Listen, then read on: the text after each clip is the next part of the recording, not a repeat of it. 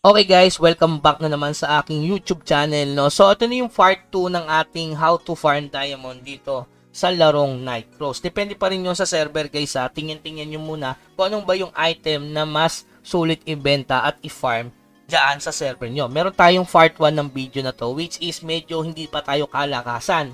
Pangalawa, yung build natin, yung yung current build natin, nandiyan yung link sa baba kapag hindi nyo pa napapanood. Yun yung PBE build na meron deso build, which is napapalambot natin yung monster. So kung makikita nyo guys, 44 minutes andito tayo, oh. So nakapulot na agad tayo ng easy gold things, which is etong Seal of Advancement. Medyo mahal sa amin yan. At saka ito naman din, so medyo mahal to. Papakita ko sa inyo kung magkano diamond yun na farm natin today. Ito yung isang mga spot na napakasulit, pero gaya na nga sabi ko sa inyo, PK area to. Yan, PK area siya. Tapos mas okay kung solo, tapos masakit yung damage nyo. Tapos hindi nyo na kailangan magdala ng pots kasi nga meron tayong binibuild na na build dito, 'di ba? Which is yung defense type. Bakit hindi na ako nag-accuracy? Kasi hindi na ako magme-main mission, guys eh. Which is hindi naman ako naghahabol ng XP. As free to play kasi kailangan ko mag-build muna ng item bago tayo mag-proceed sa accuracy na medyo mataas. Kung ako hindi F2P, baka 'di ba? Dumekta tayo sa main quest which is mapapa-level 50 nyo agad kasi nga yung main quest is malaki yung XP. So ayan guys, napaka-solid. Kita nyo naman, ito magkano to ngayon sa amin? Ayan, 200. So ito yung nabenta natin for today. So ayan, 199 bid natin. 'Di ba? Tapos ito napakabilis i-farm niyan. So instant 50 gold agad, 50 diamond. Tapos ito syempre pinakamabilis mabenta. Kung mapapansin nyo, ayan, meron tayo dito 50, may 20 pa dito. Yan, 70. Tapos ito na yung total na na-farm natin ngayon. So, kung makikita sa history, ayan, 2 hours ago, ayan, Holy Grail, 1 hour ago. So, 2 hours na farming, may solid na kayong diamond. So, tatambay lang kayo dito. At saka maganda dyan, sinasabi niyan sa guild quest. Okay, so nakakadalawang setup na ako ng order. So, ibig sabihin, nasa 1.6 na ako ng pagpatay dito. So, every hour, yan, napaka-solid dito sa Battlefront. Pwede kayo mag-refresh niyan, kunin nyo yung 800, ayan, accept nyo lang, at tapusin nyo yung 5 order dito bago kayo mag-main quest. So, ang maganda dito guys, pantayan nyo syempre. Hindi naman kayo basta mamamatay kasi may technique dyan. Ito, baka hindi pa alam na iba. Punta kayo sa setting, ayan, account, tapos escape pag binabanatan kayo. So, magtitipi yan doon sa pinaka-entrance, ayan o, boom. So, yun, panakas yun guys. Tapos ginamit ko na ngayon. Dapat di ko muna ginamit. So dito kaya guys, maganda rin dito sa level 40. Pero mas sulit din doon sa level 45. Kasi medyo mahal doon yung collection item, which is yung armor. Okay? Mas maganda dito ang solo. Basta masakit na yung damage nyo.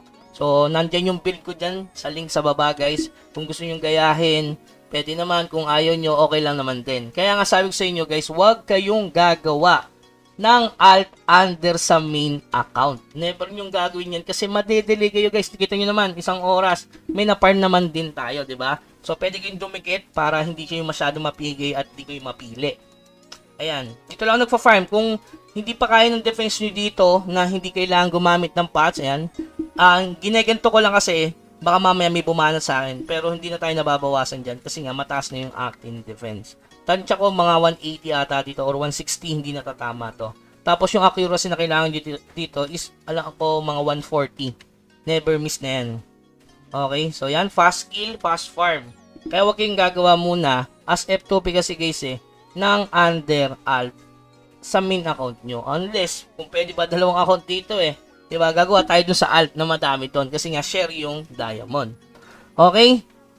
So, ayan. Ano ba yung spot, Kuya Bugs, na solid sa farm site na pinag-iayabkahan ko? So, yung level 41, guys, hindi na rin nabawas sa akin yun. Ibig sabihin, na-evade ko na. Hindi ko kailangan ng pads doon. Maganda doon kapag hindi nyo babantayan ang inyong karakter. Ito yung spot na yun, guys. Punta lang sa map, world map, tapos punta kayo dito sa Celano, tapos level 41 dito.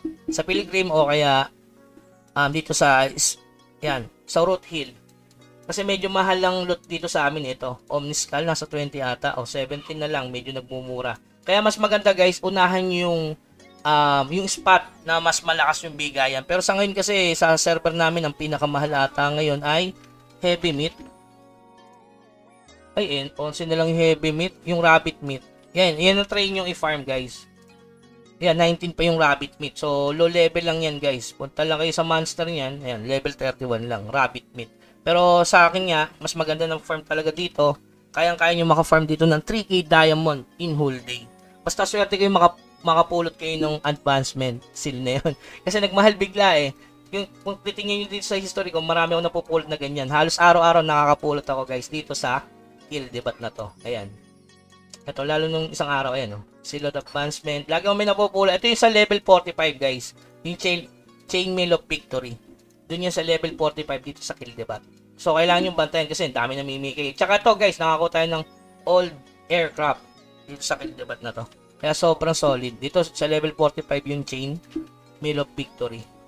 Ayan, yun lang naman yung regarding sa fast farming ng diamond. Kaya nagtataka kayo, ba't nabibili ko agad itong mga ganito? So, isusunod natin ay itong special summon pass. Napaka-solid naman din itong artifact. So, bibili natin yan as F2P. Kasi notice tayo, kailangan natin bilhin yan bago tayo mag-cash out ng... Eto, gigil na gigil kayo dito sa cash natin. Magpalakas muna kayo, guys. Kasi kapag mas malakas kayo, mas mabilis kayo mag-farm ng diamond. Kasi pag mas marami kayong diamond, bili na kayo ng Morion. Kung gusto nyo mag-cash out, nasa sa inyo naman yan. Pero ang pinakamabilis talaga, guys, yung boss hunting. Pero gaya na sabi ko nga sa inyo, pag boss hunting, hirap din makakuha dyan. Tsambahan lang kung makaloot ka, no? Okay? So, yun lamang, guys. Sana nakatulong tong video na to. Hanggang sa muli, keep grinding. Nagla-live naman tayo, guys. Nakikita nyo kung anong pinagagawa natin. Hanggang sa uli, paalam.